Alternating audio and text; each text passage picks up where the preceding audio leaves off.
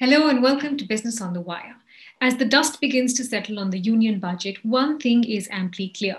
The government has chosen to cut down on most welfare schemes while ostensibly increasing their spend on capital expenditure. So, more money going into physical infrastructure like roads and bridges, but much less going directly into the pockets of those that perhaps need it the most. So, let's break this down objectively. What's happened with key schemes related to employment, related to farmers, related to women, health, nutrition, education as well.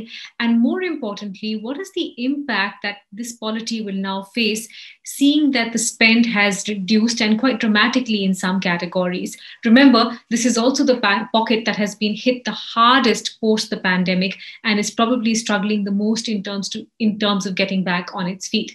Joining me to talk about all of that is Yamini Iyer. She's President and Chief Executive Officer at the Center for Policy Research, and she's been going through that data with much detail. I'll join her now to discuss what her takeaways were from the budget.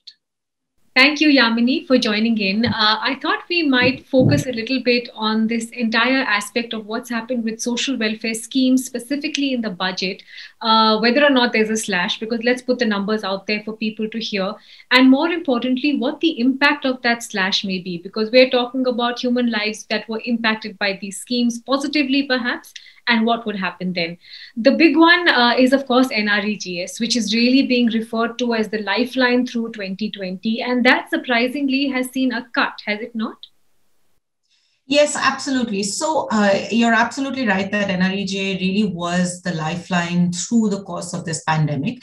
And what's also really important to remember in the context of NREGA is the one thing that the pandemic showed is in times of stress, the scheme can actually scale up, and it can scale up to a fairly considerable degree. So the basic sort of delivery architecture is well embedded in the welfare bureaucracy at the grassroots. And its ability to expand and contract based on demand is actually quite well built. That's a very important thing, because whenever we talk about expansion of expenditure in India, the question of absorptive capacity, the ability of the system to absorb large amounts of money, always emerges. And it is true that the Indian bureaucracy, not just the welfare bureaucracy, sits on a large amount of unspent balance because of governance issues that makes its ability to absorb and spend quite difficult. In fact, I think many of your viewers will be surprised to hear this, but a few years ago, the CAG had done an audit, and their numbers found that there's actually as much as 1.75, or there was as much as 1.75 lakh crores of unspent balances sitting in different bank accounts all across the country waiting to be spent. The reasons for underspending are really largely governance related. So the governance capability of NREGA is significant, and its ability to respond to demand is high.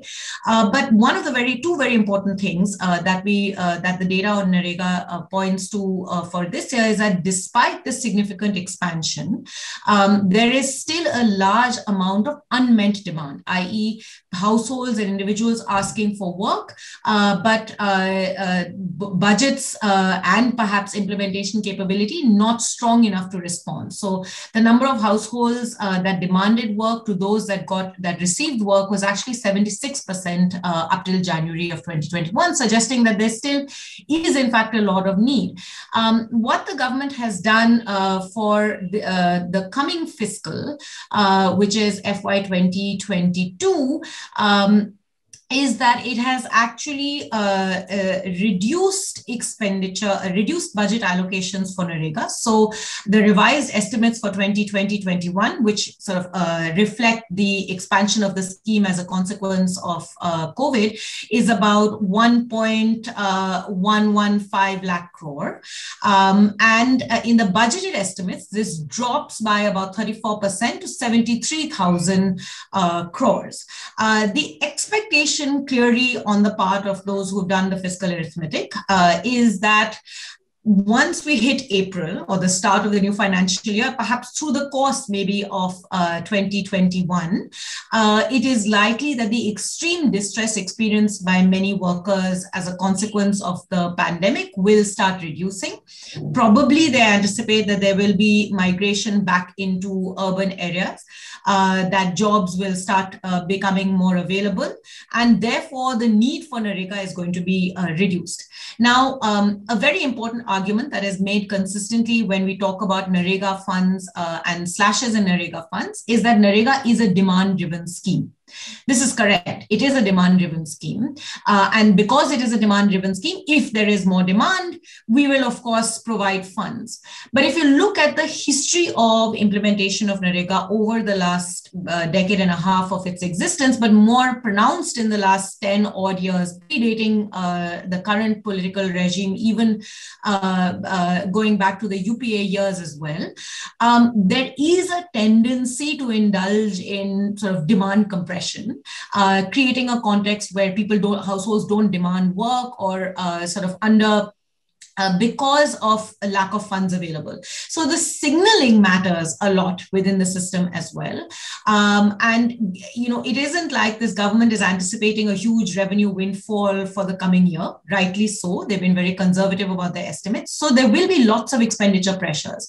In that context, then, the assumption behind the reduction in NREGA expenditure, I think, is somewhat flawed because it isn't if you look at employment data right now, as of today, it doesn't look like jobs are coming back, even as the economy is slowly coming back onto track.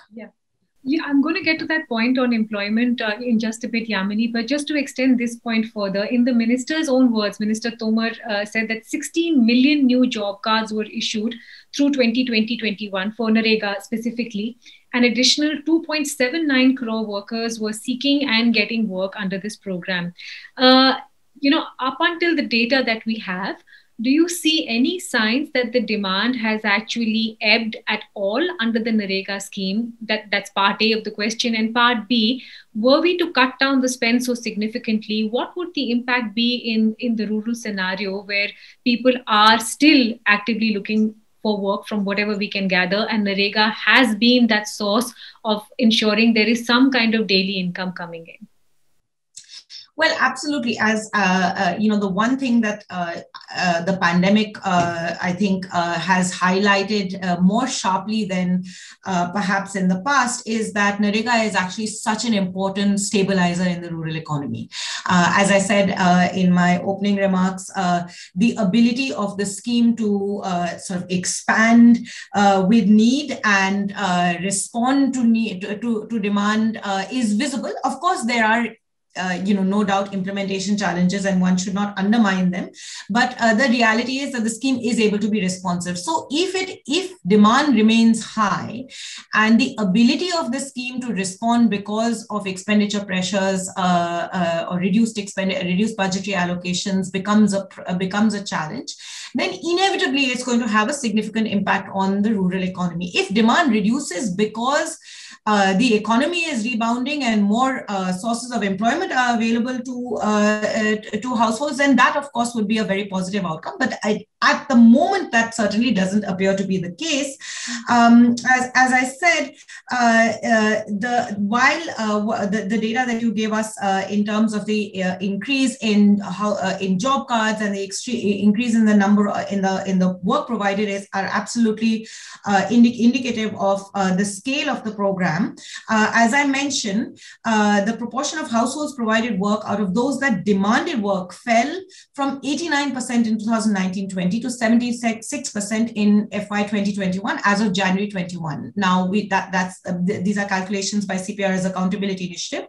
The reason why you see this 89% and 76% is because, of course, fewer people were asking for jobs this January relative to this January, but it does give you an indicator that there is still demand still outstrips supply. Approximately 18 odd states have actually spent their allocations already.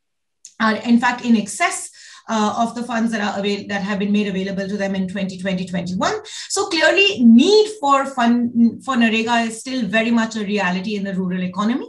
And I think we'll have to track this very closely over the course of the next few months and well into the start of the next financial year to see what the future of NREGA looks like, what the future of demand for NREGA look like. It will intersect with the nature of the rebound that the Indian economy is going to have over the next few months. Let's talk about some of the other categories that are seen as job creating categories, Yamini. So, the Atmanirbhar Bharat Rozgar Yojana, sorry, the EPFO scheme basically, I think the allocation was just over 3,000 crores, whereas the indication earlier was over 22,000 crores over 3 years. Again, other employment generation programs, they seem to have been allocated 976 crores as against over 1,400 crores in the previous budget. Now, I know I'm throwing a lot of numbers out there, which may be confusing, but my simple point is this. Did you see anything that is related to job creation get a boost in spending in this budget? So, a very clear sets of choices have been made in this budget. And in a sense, the unprecedented pressures that COVID perhaps placed on our macro fiscal position pushed the government to make somewhat stark choices. The choices were, do I focus on public investment through more capital expenditure as a means to try and kickstart the economy back? Or do I continue somewhat in crisis mode, but also in response to many of the realities that the crisis presented to us about the vulnerability of the bulk of our population, and provide a protection and a floor that will enable them to tide by even as the economy sort of starts moving in the direction of, all in the context of relatively modest revenue-raising capabilities. And I think that the budget has very clearly made a clear policy shift in the direction of public investment through increased capital expenditures. And the question for me in that regard is, we all know that there are also an equally large number of governance challenges when it comes to physical infrastructure creation in India. And those are not going to resolve themselves overnight. Certainly some directions were taken which may strengthen the credibility of our financial system for potential investors and so on, the bad bank, the DFI. There are many governance challenges with implementing all of these as well. But so clearly a pathway is being articulated, and that's a really great positive. But I think the assumption that was being made is that we are now at a point where we are emerging out of crisis mode, entering into a sort of next phase of recovery where the stimulus has to be given to kickstart the economy in a particular direction rather than ensuring that it protects the economy. And I think if you look at where we are in terms of the nature of the rebound, which is currently certainly looking like it's much more profit-led, the employment numbers, which are still to reach in a steady state pre-pandemic levels, the gender dynamic of the employment numbers, which is extremely important. Using CMIE data, economists at the Azim Premji University have done some analysis to highlight how gendered this is. 73% of men who lost jobs in April continue to be employed all the way till December. Only 23% women do. The other really stark figure on employment is a number of salaried workers who are now describing themselves in CMIE data as self-employed. And this is not self-employed Steve Jobs, entrepreneurial self-employed. This is self-employed subsistence level. Even anecdotally, I'm sure we're all getting WhatsApp messages from various people about home foods that are, that people, small home businesses that people have set up. Those are businesses emerging out of desperation, not emerging out of entrepreneurship. So it gives you a stress and stretch. There is likely to be a movement back. It's already beginning to happen, although the data will capture it, I think, only over time, of migrant workers from rural areas back into urban areas. The informal sector, where most of these workers tend to get hired, also has shrunk quite a bit. SMEs have shrunk. And in fact, cost restructuring has meant that jobs are actually not as easily available. So there's likely to be a higher degree of urban distress too. So in that context, I think to my mind, the assumption that we are back onto a path for recovery, that needs to be stimulated so we can get back to growth, is perhaps too soon. The reality is that the consequences of COVID have been felt far greater by the poor. COVID has been extremely inequitous, extremely unequal in the ravages that it has unleashed. And we probably needed to at least at minimum ensure some basic protection for those who suffered so much. Let's assume for a second that this is the path that they have chosen and they're hoping that growth will be stimulated via capital expenditure, Yamini. What happens to the huge imperative of health, which, it almost seemed like a no-brainer going into the budget. And I know the figure looked like a 137% jump. That's what the finance minister said, of course. But when you dig deeper, there's so many other schemes that have now got layered under health, which are pulled in from, women and child welfare. They're pulled in from other categories. And it seems like health has actually not seen that kind of increase that people were hoping for, has it? No, it certainly hasn't. I think, let me start by focusing a little bit on the positives for a minute. The fact that health was the first thing that the finance minister spoke about in her budget, unprecedented, never happened before. So at least we've recognized that investment in health infrastructure is constitutive of what makes for an economy. We often think of these as trade-offs.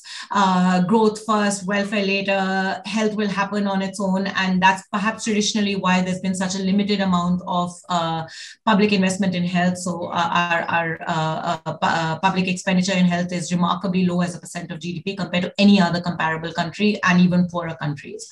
The other really important thing, over the last few years, we have been moving much further in the direction of a focus on tertiary care through insurance programs. So the big announcement before the elections of the Ayushman Bharat program, and it did look like the government was taking its focus off from primary health care provisioning, which is also currently riddled with many problems along with low expenditure. The finance minister announced a new scheme, the Pradhan Mantri Swasthya Atmanirbhar Yojana, which at least in some of the contours of the scheme that she articulated in her speech were important. A focus on primary, focus on public health. Very crucial thing that we realized through this pandemic is how broken the public health architecture is, by which I mean not doctors, patients, clinics, as much as all the other things that governments are meant to do. So disease surveillance as an important example of that. And talking about an integrated approach at the grassroots level, which is all of which are very important direct policy directions for the country to move in. Clearly lessons from COVID are being learned to a degree. What was, of course, very disappointing is having laid all of this out, the government hasn't quite put money where its mouth is. And for a budget that actually has been extremely transparent, a really big positive for me in this budget is how much it has used the opportunity of the crisis to come clean about its fiscal deficit, something that many of us have been talking about for some years now. Given how transparent the budget was, I think that the finance minister could have afforded to be transparent about how she's thinking about spending on healthcare, a focus on COVID vaccines for the moment. This is a choice we have made. Fair enough that we will, scale up our expenditures over a period of time would have been better than trying to piecemeal and present a much more grand picture than reality. Another important thing I just wanted to add here is that health is actually a state subject.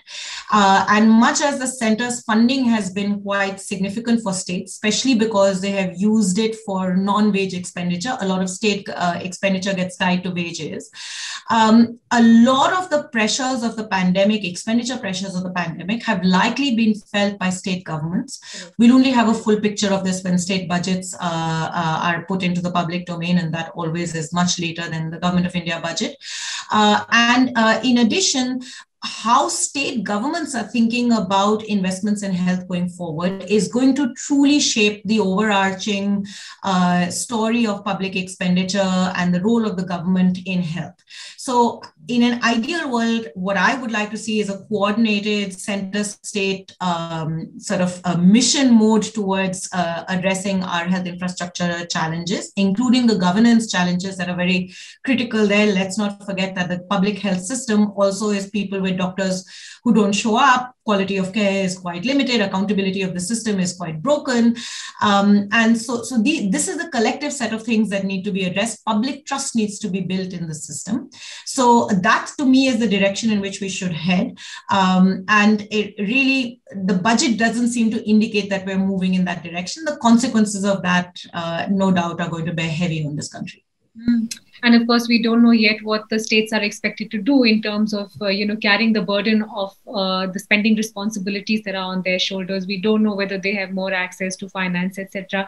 Just on health as well, Yamini. I mean, I take your point about the fact that there is more focus on primary care, but do you think this has come at the cost of many other very important categories? For example, the spending on contraceptives has gone down 35%. Nutrition as a category is down 27%, in an environment where the urban poor are clearly suffering with, the effects of malnutrition.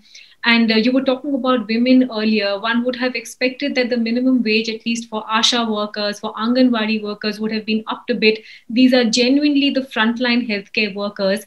Do you think we carry the risk of causing much more damage in other aspects of health while focusing on perhaps vaccines and primary care centers, as you said?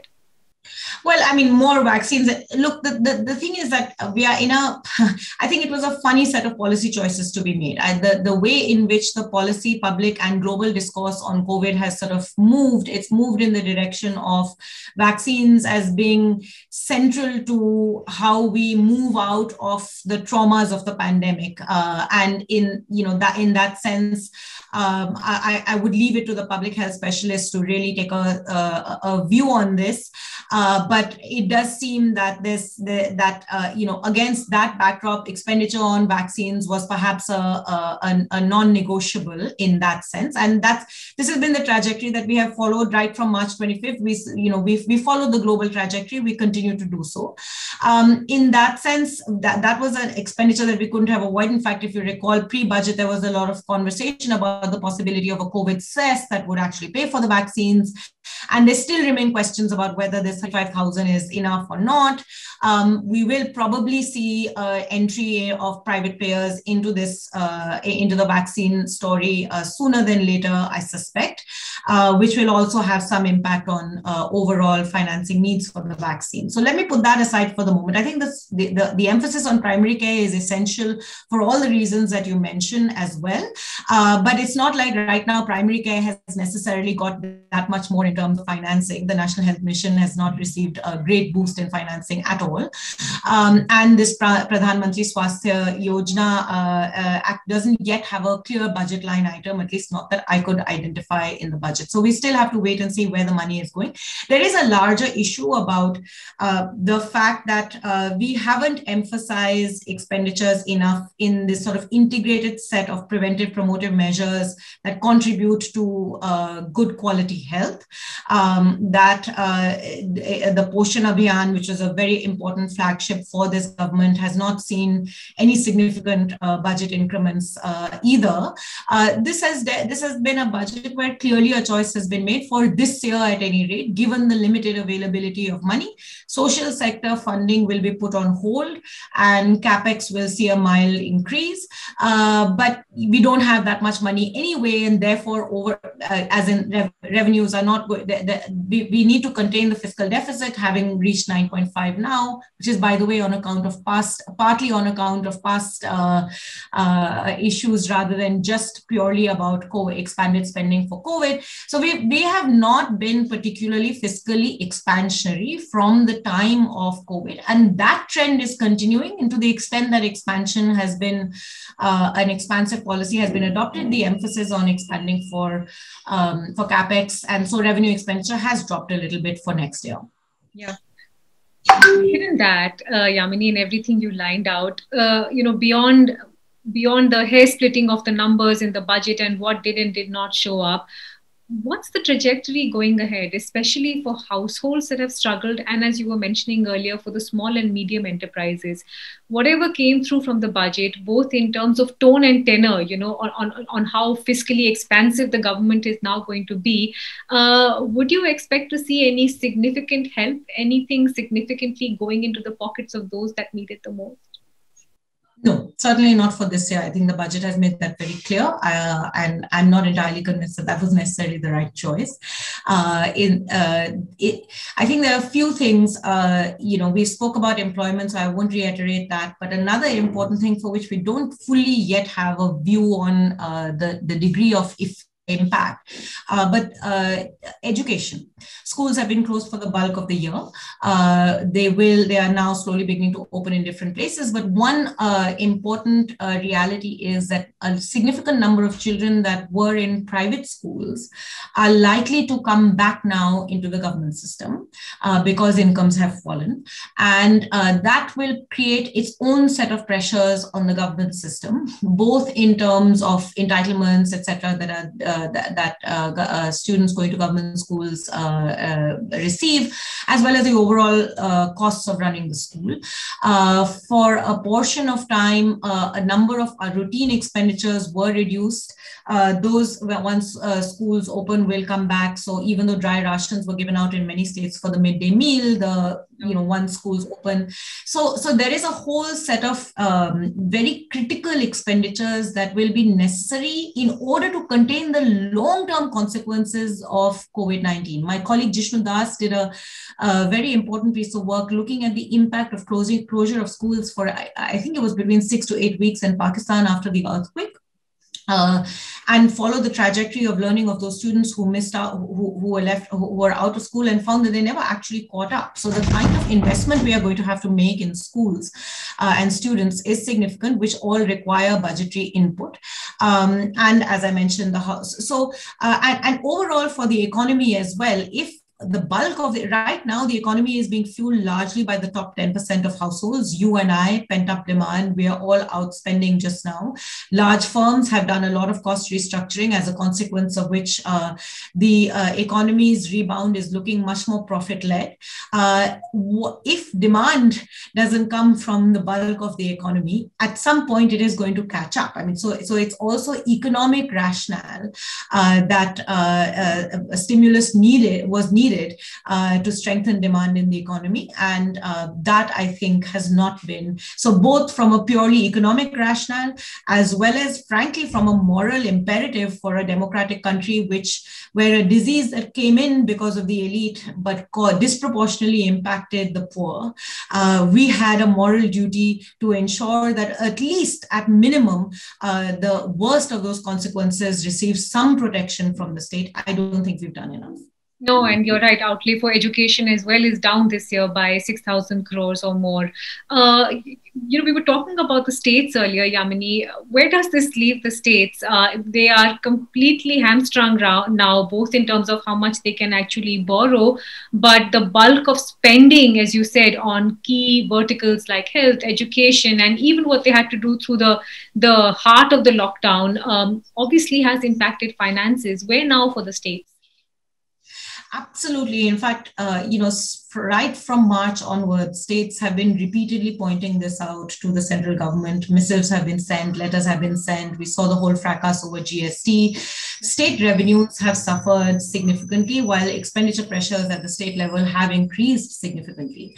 And in fact, interestingly, states have been spending far more on capital expenditure over the last decade or so. And this year, CapEx, states do not have money for capital outlay, for capital expenditures, and their revenue deficits have naturally increased quite significantly. So as I said, we'll have a full view on what's happening to states only after all the state budgets are in place. But I think it will be safe to say that state finances are not looking in a pretty position, and they are as stretched, if not more, than the Government of India's finances. A couple of things here. The Government of India in this budget, and that's a really important positive, accepted the full recommendation of the 50 Finance Commission to keep devolution at 41%. There had been a lot of debate about whether or not that would indeed be the case. But let's not forget that over many years, the Government of India has had a tradition of imposing cesses that do not make it into the divisible pool. So if you look at the overall share of revenues that states actually receive, they have never ever met the 42% of the 14 Finance Commission. They've always ranged between 33 and 35. And this year too, states' share as a percent of taxes was at about 29%. We've seen the introduction of new cesses in this budget as well, which no doubt will mean that the center is trying its best to protect its own revenue shrinking as states are now receiving relatively less despite the 41% vertical devolution recommendation from states. Finance Commission also recommended a number of sector-specific grants to states as well as state-specific grants. They are under consideration in the action taken report. So we'll only know whether those recommendations are accepted. Time will tell. So there is going to be a significant pressure on state finances. Borrowing limits had been increased, but subject to conditions. States have to come back onto the fiscal glide path earlier than central government. As announced in the budget, basically linking it with what the Finance Commission recommends. So I think that the impact of the full impact of the pandemic on India's macro fiscal position will be only completely clear once we get a complete view on state budgets, and states will take a while to recover. There's another interesting observation about the trend of the budgets over the last couple of years, Yamini, which is that very often the actual expenditure is actually less than what was budgeted. Would you say that is a real risk, that while we're worrying about how these welfare schemes have gotten less, there is the real risk that the government spends even less than that when it finally does get down to the end of the year? Well, time will tell. I mean, one of the arguments, and I think it's a perfectly fair argument being made by the government, is that what they don't say is because they adopted a fiscally conservative stance in terms of a pandemic response, choosing monetary levers over fiscal levers at the start of the pandemic. And so the overall fiscal stimulus in terms of, was about 2% of GDP or there within that range.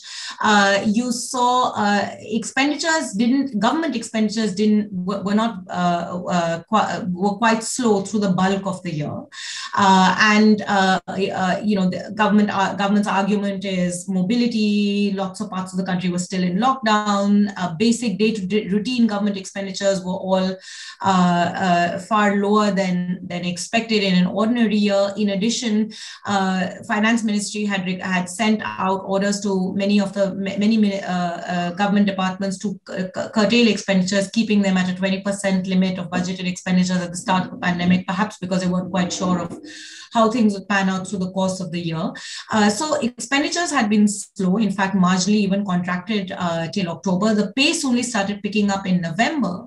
So the government's argument is, now that India seems to have broken that mobility and co-infection spread intersection, and economic activity is more or less getting close to pre-pandemic levels, barring, of course, in some of the services sectors, you are going to, expenditures are now going to be full throttle. So I think till December, about 22 lakh crores had been spent. And the expectation is that in the next 3 months, monies will be spent quickly. Now, even in ordinary times, let's not forget that government expenditures always bulk up towards the end of the financial year. We've been tracking even for centrally sponsored schemes over many years. You'll see that releases are really slow through the year, and then suddenly there's a big rush before March 31st. So it is likely that, many outstanding payments, outstanding dues, etc., may get cleared quickly, and states, some funds in some schemes also will start getting released. And of course, there's an expectation that some of the physical infrastructure programs will also start seeing some impetus. So we'll have to see once the CGA accounts are out. I'm a little skeptical, but it's been an unusual year, so maybe there'll be mass spending this year that will meet what the government is saying. So one final question, Yamini. For some economy watchers, what happened in the budget this year is now being compared to the Gujarat model of growth, where a lot of emphasis is given on physical infrastructure and not so much on the welfare side of spending or the welfare responsibilities of a government. Would you agree that it looks like a pivot towards a particular state structure? And what are the lessons to learn from there? Because for Gujarat, on many of these welfare parameters, things are not that pretty, are they? Absolutely. In fact, it's interesting if you go back to 2014 minimum government, maximum governance, and the sort of entitlement versus empowerment framing that was part both of candidate Modi as well as the early years of Prime Minister Modi's shaping of the approach to the economy. Welfare was very much, not central, and the framing was that about enabling conditions rather than investment in public goods per se.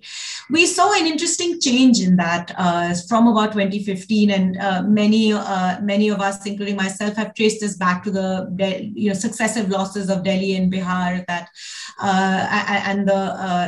sort of resulted in a shift in approach, where in some senses the approach was much more welfareist, but a very different kind of welfareism to a welfareism that's about investment in public goods. So health and education never made it to the center of the policy and political priority, but the provision of private goods, so toilets, Ujjwala scheme, the LPG cylinders, the DBT program, housing, etc., sort of became front and center, and they actually formed a core of the political and economic narrative for this government all the way through to the 2019 elections. I think what we are seeing now is a move back to the pre-2015 articulation of the welfare imagination. And I think that at least for this year at any rate, perhaps emboldened, one of the really interesting things that we learned in terms of what Arvind Subramanian sort of described as this new welfareism, is how effectively this was, it enabled centralization as well as political attribution. So if you look at voter data, one of the big differences between welfare expenditures of the previous regime of the UPA versus now is that for a host of reasons, including the nature of the schemes, voters tended to attribute successful implementation and poor implementation at the state level. Whereas for many of the schemes that are sort of emblematic of the first 5 years of the NDA government, the attribution is very clearly to the political party at the center, and in particular to the Prime Minister. So it's also had it's been politically effective, and not necessarily in a bad way, in the sense that, in a democracy, a good political response pushes governments to do certain things, and that's an important part of the accountability cycle of democracy. But we do know good expenditure is only good if it gives you good outcomes. And if there's any reminder of the importance of two things, both how central welfare expenditure is to the growth of an economy. One of those starkest realities of the lockdown was that mass movement of migrant workers from cities back to their homes, telling you two very important things. One, that opportunities of economic opportunities are extremely spatially segregated in India. So movement was from one part of India to the other. We don't have equitable development across the country, and that the vulnerabilities of populations that move are so significant that they can't even afford 1 week. So many surveys told us that at most people had enough to be able to afford 1 week without employment. So it also tells you how vulnerable India's workers are. The World Bank estimates about 50% of India's population is what they describe as vulnerable, which means one single income shock can push you back into poverty. And therefore, investing in workers, investing in labor by providing robust social protection, by providing investments in human capital, nutrition, health, education, are critical pillars of what makes for a strong labor force and therefore a strong economy. So not only have our current set of investments not yielded good outcomes, there's a lot more that we need to do. Additionally, we have to come to recognize that welfare is very much constitutive of growth, and unequal societies lead to extreme forms of distress, as we saw in the migrant movement that really dominated our imaginations for all those months of April and May. Says something about a country that, despite the horrors that we all witnessed, we're quite comfortable 8 months later saying, well, the economy is rebounding and all will be well. As you said, inequities in a world that has never been this unequal. Fascinating conversation. Thank you so much, Yamini, for taking time out and really walking through what looks like a complex set of numbers, but I think really that shift is quite apparent and quite simple. Thank you again for your time today. Thank you. To receive instant updates on all videos from The Wire, click the subscribe button and hit the bell icon. Pay to support independent journalism. Click the link in the description and choose the amount you want to pay.